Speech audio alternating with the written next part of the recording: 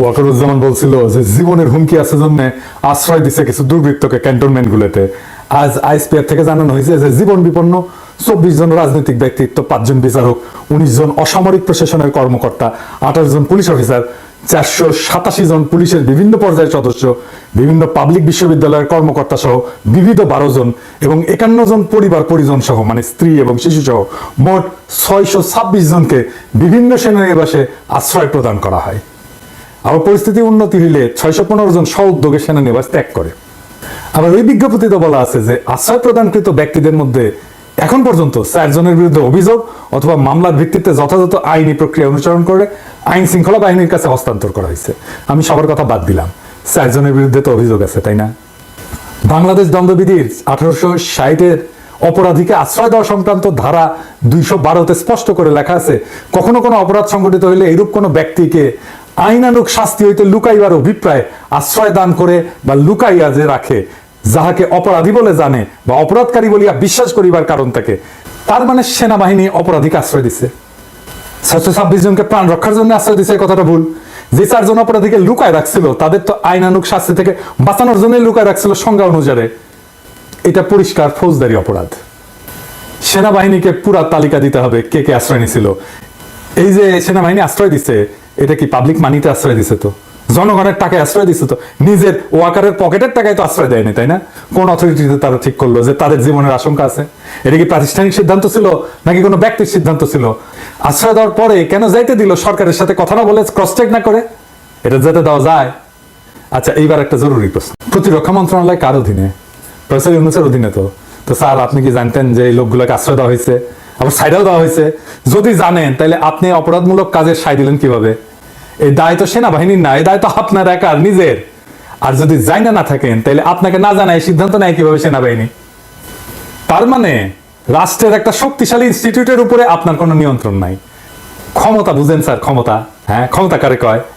ক্ষমতা হচ্ছে অ্যাবসলিউট, প্রেগন্যান্সির মতো কিন্তু। হ্যাঁ, হাফ প্রেগন্যান্ট বলে কোনো কথা নাই, এই আংশিক ক্ষমতা বলে কোনো কথা নাই। আপনার যদি সেনাবাহিনীর উপরে কোনো নিয়ন্ত্রণ না থাকে তাহলে আপনার কোনো ক্ষমতা নাই। আপনাকে না জানায় যদি করে থাকে তাহলে যারা অপরাধমূলক কাজটা করছে তাদের বরখাস্ত করেন, এই মাত্র। আপনার ক্ষমতা যে হাফ প্রেগন্যান্সি না, এটা প্রমাণ করার এটাই মোক্ষম সময়। কি করবে? আপনারা ধরবে, মারবে? কিচ্ছু হবে না, আমি লিখে দিতে পারি। আপনার কেশাগ্র স্পর্শ করার ক্ষমতা নাই। আর যদি এটা না করেন তাহলে দুর্নীতিগ্রস্ত নিপীড়নের সহযোগী বা নিপীড়ক অপরাধীদের নিরাপদে রাখার এবং চলে যাওয়ার ব্যবস্থা করে দেওয়ার দায় আপনার, একান্তই আপনার। আপনাকে আমি বলছিলাম যে উপদেষ্টা পরিষদ বিপ্লবের মর্মকে ধারণ করে না। আসেন একটা এক্সাম্পল দিই। উপদেষ্টা আসিফ নজরুলের ঘরে শোভা পাচ্ছে শেখ মুজিবের ছবি। হ্যাঁ, যে শেখ মুজিবের স্ট্যাচু ভাঙা হইলো সারা বাংলাদেশ জুড়ে, এমনকি ক্যান্টনমেন্টের মধ্যেও ভাঙা হইলো, তাই না? সেনারাই ভাঙছে, শেখ মুজিবের ছবি নামায় ফেলছে সেনারাই, সৈনিকেরাই। আসিফ নজরুল বলতে পারে যে সংবিধান অনুসারে সে জাতির পিতা, তাহলে মুজিবের মূর্তি যারা ভাঙছে তারা সব অপরাধী সংবিধান অনুসারে। আপনি নিজে অবৈধ, কারণ তত্ত্বাবধায়ক সরকার বলে কিছু সংবিধানে নাই। আরো শুনবেন, হাসিনাটা আইন বানায় গেছে 2009-এ, আইনটার নাম হচ্ছে জাতির পিতার পরিবার সদস্যদের নিরাপত্তা আইন 2009। তো এই আইনে বলা আছে যে জাতির পিতার পরিবারের সদস্য মানে শেখ মুজিবের, মানে ওই যে সোহরাওয়ার্দীর বডিগার্ডের জীবিত 2 কন্যা শেখ হাসিনা, শেখ রেহানা এবং তাদের সন্তানাদিদের বোঝাবে। এবং 3 নম্বর ধারে বলা আছে এই আইনকে প্রাধান্য দিয়ে বলা আছে আপাতত জারি আছে এমন অন্য আইন যাই থাকুক না কেন, এই আইন কার্যকর হবে। এবং এই আইন অনুসারে ভিআইপির জন্য যেরকম নিরাপত্তা ব্যবস্থা আছে সেরকম নিরাপত্তা সরকার জাতির পিতার পরিবার সদস্যদেরকে আজীবন সর্বস্থানে প্রদান করবে।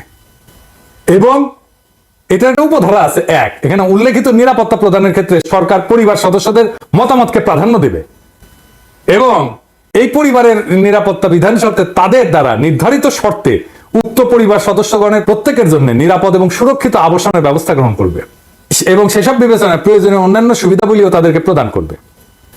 তার মানে আপনি যে সংবিধান মেনে হাসিনাকে সুরক্ষা দিতে বাধ্য, জয় আসলেও সুরক্ষা দিতে বাধ্য। এই জন্যই জয় বলে যে সে দেশে আসবে, হাসিনা বলে সে দেশে আসবে। এই যে কনফ্লিক্ট, এটাকে আপনাকে রিজলভ করতে হবে। আপনাকে সংবিধানের পথে হাঁটতে যারা প্ররোচিত, প্রলুব্ধ এবং বাধ্য করছে, তারা আপনাকে এই কনফ্লিক্টের মধ্যে রেখে দিছে। এবং এই কনফ্লিক্ট আপনি যদি রিজলভ না করেন তাহলে বিপ্লব অসম্পূর্ণ। মনে রাখবেন, বিপ্লব সংবিধানের চাইতে বড়, জনতা সংবিধানের চাইতে বড়। সেই জনতা আপনাকে অভিষিক্ত করছে, আপনি সংবিধানের চাইতে বড়। আপনি যা করবেন সেটাই আইন। এবং আপনাকে যারা সংবিধান মানতে বাধ্য করছে, প্রলুব্ধ করছে, প্ররোচিত করছে, তারা দেশের জনগণের সার্বভৌম আকাঙ্ক্ষার বিরুদ্ধে কাজ করছে। আমি আমার এপিসোডে শহীদদের কথা বলি মাঝে মাঝে। আজ আমি দুইজন আহতের কথা বলবো। প্রথমে হাফেজ হোসাইন এক হাত হারায় আর এক হাত নিয়ে লড়াইয়ে নামবে, যদি আবার ডাক আসে সেটা বলতেছে এক হাত হারায়। এমন হাজারো যুবক পঙ্গু হয়েছে, তাও লড়াইয়ের মনোবল তারা কিন্তু হারায়নি। শোনেন তার মুখেই কথাটা শোনেন। এবং যদি আমার দেশ আবারও যদি বিপদে পড়ে, ইনশাল্লাহ এই এক হাত দিয়ে আবারও লড়াইতে নেমে যাব ইনশাল্লাহ। আমার দেশের জনগণ এবং আমার দেশের আমি নিজে ভালোবাসি, আমার দেশের আমি ভালোবাসি এবং আমার দেশের যে মানুষ, আমি দেশের মানুষেরও অনেক ভালোবাসি। যদি ইনশাল্লাহ আবার ডাক আসে, ইনশাল্লাহ এক হাত দিয়ে আবার লড়াই করতে যাব।